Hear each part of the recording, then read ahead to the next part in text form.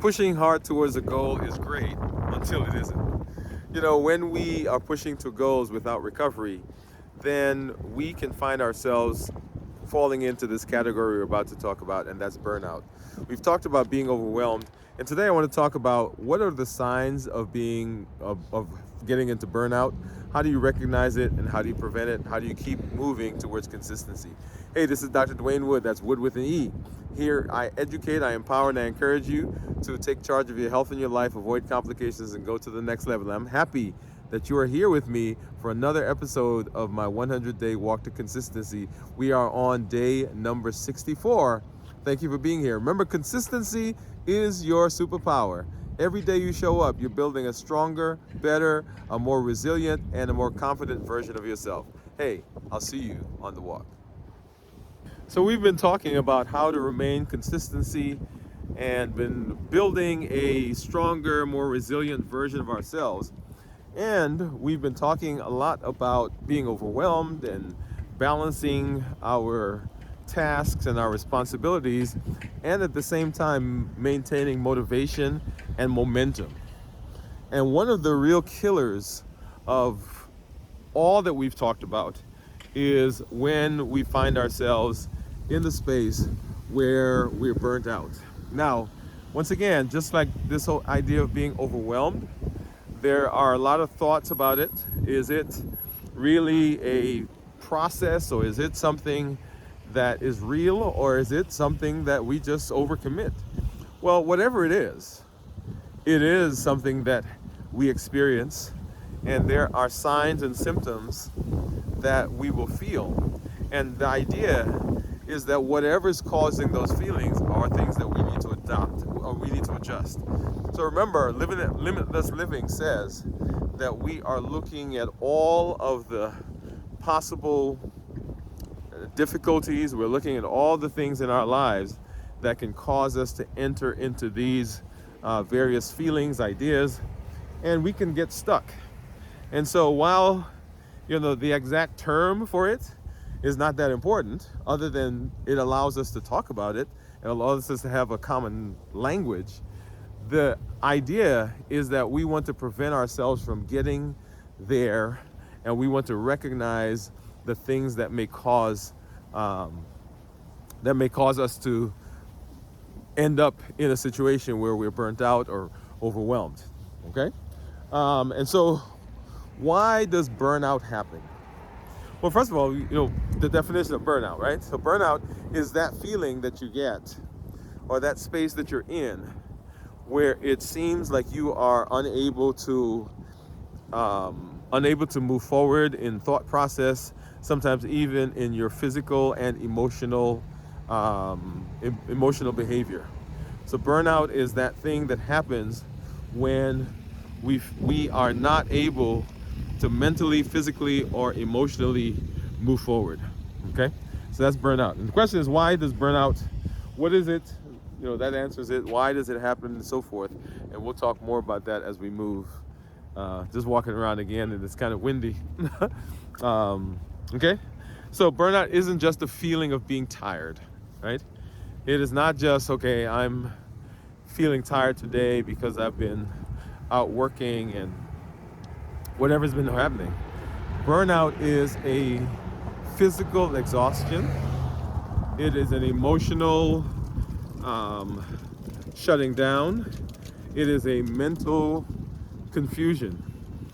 Put those together, and that is what burnout is, and how it happens, and the things that can affect. And you can imagine having all of those aspects of your life, all of those areas of your life causing problems, and you really can't effectively do much. You can't effectively do anything, really. And so people find themselves just kind of going through the motions, and we say, okay, yeah, you are either on the verge, or you are now in what we would call burnout, emotional exhaustion. And this comes from pressing, pursuing, pushing, which we we tell people to do, right? We want you to hit life, and we want you to take life by the horns, right? We want you to grab it by the neck. We want you to succeed. We want you to drive. But one of the things that we often fail to do is we say that you have to rejuvenate, you have to replenish, you have to regroup, and you have to be able to take a break in the midst of the drive. Because if you don't, you'll find yourself in the situation that we're talking about right now, okay? So it comes from pushing too hard, and it comes from pushing too hard without proper recovery. And those are the two. Often when I'm in my office, I will talk to people about this concept of balance. And balance does not mean equity, does not mean equal, does not mean, like we talked about yesterday, or 2 days ago, I think, when we talked about juggling different things in our lives. And we said that it's not going to be necessarily that you allocate the same amount of time to everything, right? So it's not equal, but we do want it to be equitable. And that's the word we want to use, equitable. And that is that what we're doing is we're finding balance, okay? All right, now, as I'm saying that, I can hear people saying that life is not balanced. And so when I say balance, I don't necessarily mean, once again, that we're allocating the same amount of time to everything in our lives. What I mean by balance is that we're finding a way that all the things that we say are important, remember those rocks, those big rocks in our lives, all the things that we say are important are getting done, right? And it's allowing us time for recovery, time to rejuvenate. So what are some common signs, common causes of burnout? And we've talked about some of these because some of these are the exact same symptoms or same things that we see when we get into the space where we become overwhelmed, or when we are losing our joy in the things that we see or things that we want to do. That idea of anhedonia, losing joy in the things that we do in our lives. So you're overworking without rest. These are some of the things that cause people to burn out, right? We're overworking without rest. So you've got a project, and you get the project done, and it's been one of those grinding, grueling projects, and you get it done, and you go from that project to another project, and you get that done, and you go from that project to another project, and you're just hopping from place to place without taking the time that's necessary for you to replenish and for you to rejuvenate. When that happens, then you are setting yourself up for difficulty, right? So that's a cause. That can be a cause for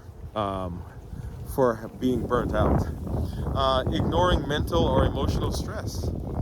So one of the pluses of some of the things that we do and some of the things that we learn is that often we are able to push through. Something happens, and emotionally we put that in a container, and we tuck it away somewhere. We put our heads down and we keep going. And there is something to be said for being able to plow through. But often when we do that, we don't then circle back to deal with those emotional and or mental concepts or issues that we run into. And this is a touchy one for me and for a lot of people. I've had losses in my family, and I remember when my dad passed, it was about a year later that I finally was able to really address and deal with the fact that he was gone. I remember writing something on my social media about the fact that life went on. You know what I mean? Like, this important person in my life was gone, and yet everybody around me, everybody in the family, everybody in the rest of the world was moving and doing what they normally do. And it was almost painful for me to kind of imagine that the world just continued with the loss of this significant figure in my life. And it wasn't until a year later that I finally was able to have that thought and come to grips with the fact that he was no longer there. And often what happens is that we have things like that happen, the loss, and in this case I'm talking about the loss of a loved one, but we'll have significant events go on in our lives and we don't take the time to process them. And when we don't take the time to process them, that can lead to burnout, right? So not dealing with emotional and or mental stresses. When we talk about mental stresses, can you imagine the amount of energy and sometimes stress that you are under when you are a high functioning type A person, driven, someone who's trying to improve themselves, someone who is working on projects at work. Maybe you are trying to do some things with your family and you're trying to improve the family. The mental stress that puts on you, and you may say, oh, I handle stress well. Well, you may think you do, but your body knows. And when we don't deal with the fact that we are stressed, then we run into the situation where we end up being burnt out. So mental and or physical stress that we don't address, we don't deal with it, and we continue to ignore it, that can lead into burnout. And then the other thing, lack of boundaries, so that everything is fair game. We say yes to everything. We don't set boundaries for people, when to call us, when to ask us, when to come into our space. We've blocked off time for some things that are important to us, blocked off time for our rocks, right? Those big rocks we talked about. We've blocked off time for family and friends and whatever it is. But we don't enforce, hey, you can't call me during that time. Or let's deal with this at a different time of the day. My best time to have these kinds of discussions is not at 9 o'clock at night, right? So we don't enforce those. And so because we're not enforcing those boundaries get pushed and pushed and pushed. And here's the thing. The reason that we created those boundaries was to help us navigate and maintain consistency and to prevent us from getting burnt out. So if we now allow life and people to invade that, several things happen. Number one, we don't get the things done that we need to. And so we end up having to spend more time, right? More time and energy doing those things. They don't get done. We get frustrated, right? And we've got to put in more energy, more time. That's one. The other thing is that our brains say, you know what? Yeah, we set these boundaries, but they're not real.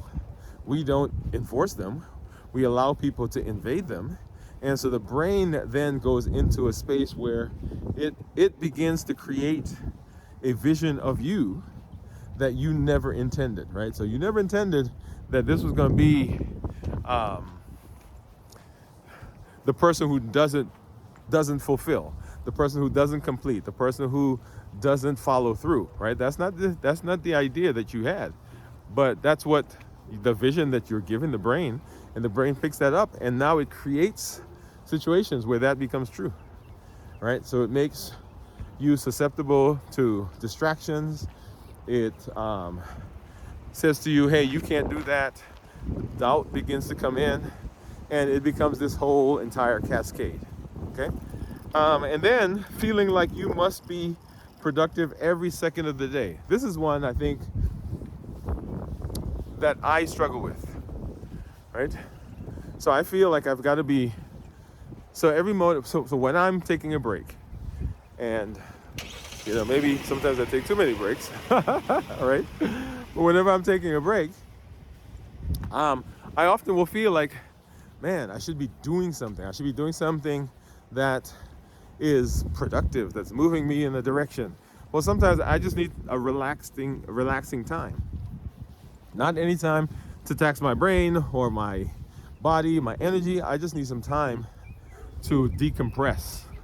And so sometimes if we're not careful, we'll get into that mindset or that space that every minute has to be productive, and that can cause us to move into the space that we're calling burnout. Okay, so those are some reasons why burnout can happen, and we want to make sure that we're not setting ourselves up for the difficulties that will come from burnout. Okay, so then what are some early warning signs? Now we know what causes it. What are some early warning signs that we might be close to or getting to the point where we're dealing with burnout? Number one, you feel exhausted all the time. Oh yeah. Right? So notice as we go through these, physical, mental, emotional. Right? We'll make a point specifically here in a minute, but physical, mental, and emotional. So you feel exhausted all the time. That may be a sign that you are burned out. Even after sleeping, you take naps, you feel sluggish. And this is, I guess let me make a statement here. This is not another medical issue that's causing this. So if you have sleep apnea, adrenal insufficiency, hypothyroidism, if you have heart failure, you have issues with breathing, like emphysema, COPD, anyway, anemia. So we're not talking about we're not talking about a physical issue, a pathologic issue. We're talking about you feeling that way despite those things being good. Now, the other point I guess I should make here is that as we're talking about that, we need to check those boxes. So you may need to go to your doctor and say, hey, this is how I'm feeling, and can you, do we need to check my iron? Do I need to check my vitamins, my B12? Do we need to check my thyroid levels? Are your blood sugars under control? Is your A1C where it needs to be, right? Is your obstructive sleep apnea being treated appropriately? And if those are not, then we need to address those. But if they are, then now let's look, is this a sign of me entering or being in the space where we talk about being burnt out, right? So are you feeling exhausted? Your energy is constantly low, no matter how much coffee you're drinking. And a lot of times we'll drink those energy drinks, yeah? And we're popping those like they're candy, and we're yet still not feeling like our energy is improving. So if you're in that space, then you might be burnt out. Someone's coming out here, so I'm giving them a space to do that. You start losing motivation is number two. So there were things that you love to do, things that you were motivated to do, that you got up and you jumped in and you rolled your sleeve up, and all of that now is starting to wane. And you're feeling like, man, I'm not into that, right? So you might be on the verge of, or you might be dealing with burnout. Those are some of the signs. You find yourself procrastinating more often. Like, man, I'll do that tomorrow. I'll do that tonight. I'll do that whenever. So anytime other than now, right? Because the motivation is gone, and you find that you just can't do anything else. So that might be a sign that you are that you're dealing with burnout. Cars moving by. So I'm it's at the end of the day, so I'm walking through a little community, and so people are coming home, and so I'm trying to navigate my position so that they don't show up on camera. Okay. All right. So you start to lose momentum, and then you're irritable. you're irritable and emotionally drained. Um, if one more person says something to you, it's gonna be on, right? You're annoyed at simple things. You're annoyed at things that would normally not cause that kind of difficulty for you. You feel like you're always jumping off the handle, right? So someone says something to you and you just go off on them. So small things bother you that never used to bother you. You've lost patience for people in your community, in your circle. And these are not the people who used to irritate you. These are people you actually liked, but now they just annoy you. And so that might be a sign that you are burnt out. And then you feel disconnected and emotionally numb. This is a huge one because the things that bring us joy usually energize us unless we're burnt out, unless we're overwhelmed. And so when you are in the space where the things you're doing, you just feel like, yeah, it's whatever, then that might be a sign of being burnt out. Now, here's an interesting thought, that it is still possible, by the way, it is still possible for you to function. And because you are highly functional, and because you're a type A person, or because you're competent, and because you are all those words, you're doing good work. Let me say it again. You're doing good work. And the people around you may not even know how you feel. But you feel that internally. You feel that disconnection, you feel that numbness, and it's just not there for you anymore. And that might be a sign that you are burnt out, or you're on the verge of burnout, and you need to take a break. Feel that you're just going through the motions instead of living fully. Right? So I just get up every day. I just do what I'm doing. There's no joy in it. It's just rote. I'm just here. One of the things that I don't like to hear is when I say to people, hey, how you doing? And they'll say to me, yeah, I'm just here. And the reason I don't like it is because sometimes the words that we use have significant implications on our posture and our behavior. So I'm just here signifies, well, it is what it is.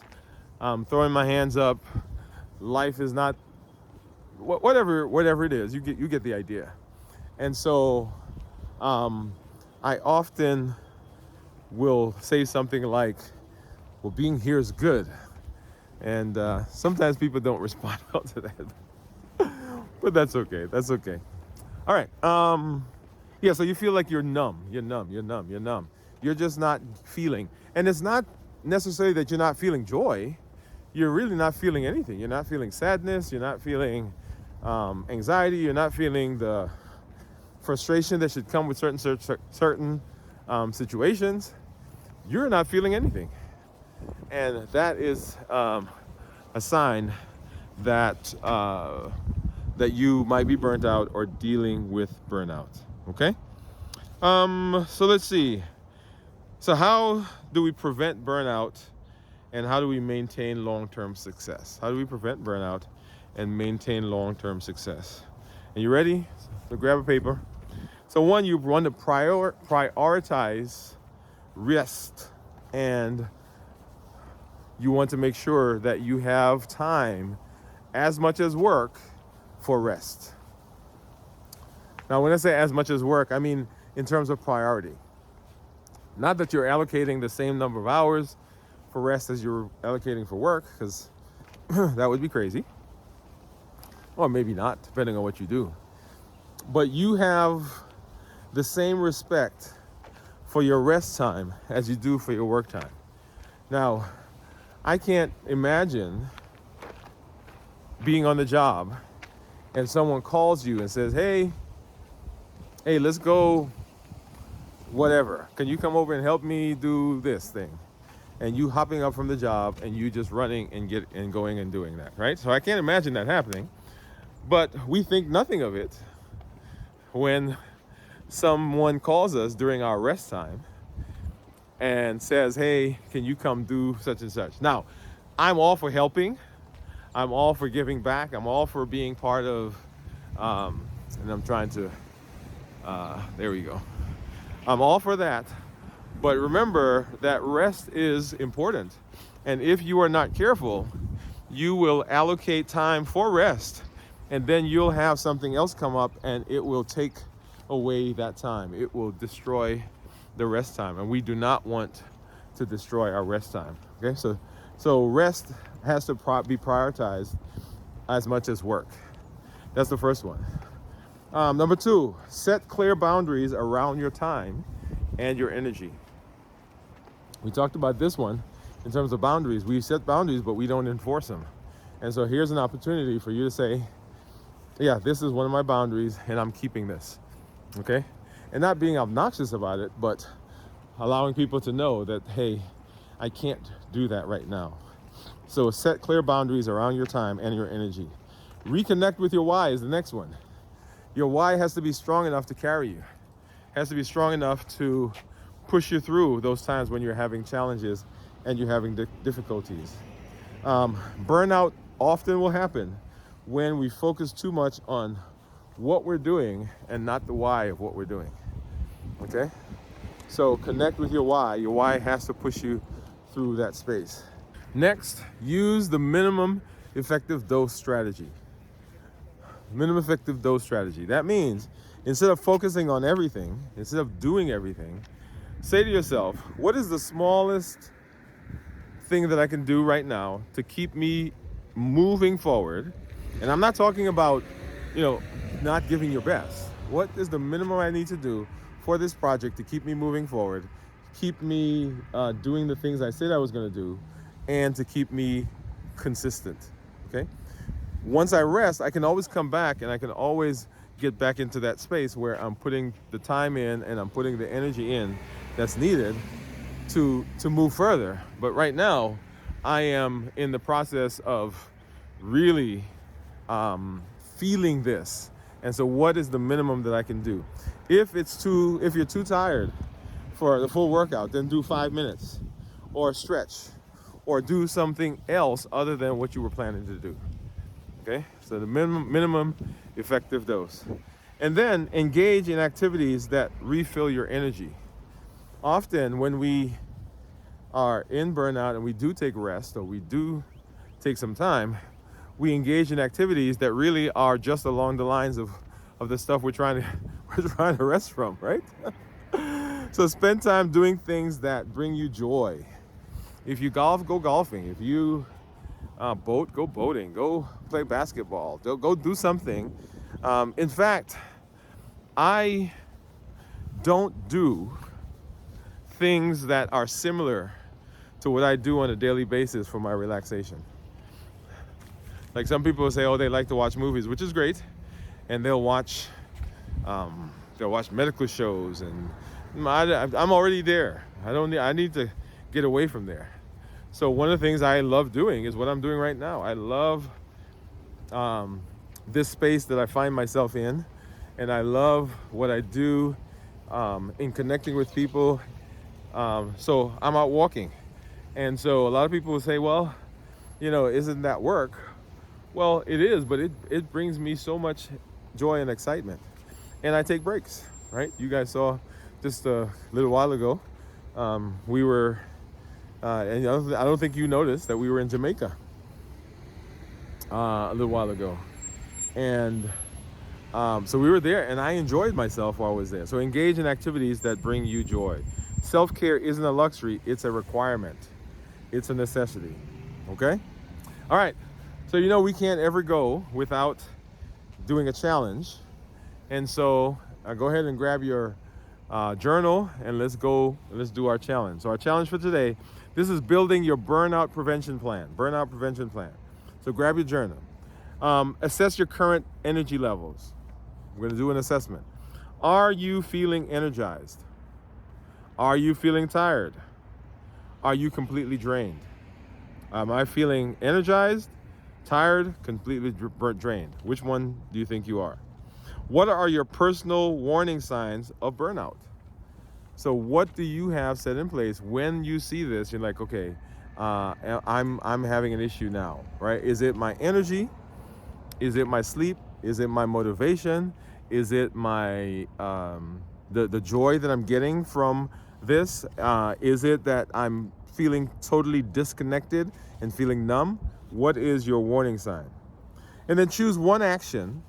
Choose one action that will be put on your calendar that you're going to schedule for a rest day. Come on now, for a rest day. So what activity are you going to do for a rest day? Set a boundary that we're not going to have anything come into that space. I'm not going to schedule anything. This is a must. This is a non-negotiable.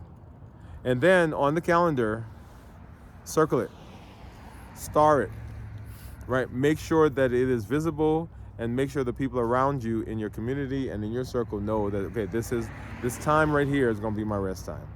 Okay? All right. Another amazing conversation. So I love this. Remember, each day that you show up, each day that you're here, each day that you're walking through this process, you are building a more resilient, a more consistent, and a more self-confident version of yourself. We are on day number 64, and we're coming back to day number 65.